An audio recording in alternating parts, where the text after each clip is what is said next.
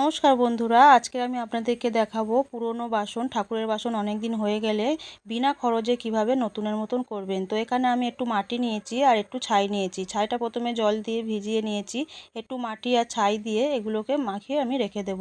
যেহেতু এটা আমার শর্ট ভিডিও, তাই আমাকে তাড়াতাড়ি একটু দেখাতে হবে। তো এগুলো সব বাসনের মধ্যে আমি এভাবে পুরো মাখিয়ে নিয়েছি। এবার আমি একটা নারকেলের ছোবড়া নেব, তার মধ্যে একটু ছাই আর মাটিটা মিশিয়ে নেব, নিয়ে একটু জোরে এটা ঘষতে হবে। একটু হাতে চাপ লাগবে, হাতে চাপ দিয়ে এটাকে এরকমভাবে ঘষে নিতে হবে। দেখতেই পাচ্ছেন কতটা পরিষ্কার হয়ে গেছে। আগেকার দিনের মা ঠাকুমারা কিন্তু এইগুলো দিয়েই বাসন মাজতো। তখনকার দিনের এত কিছুই ছিল না।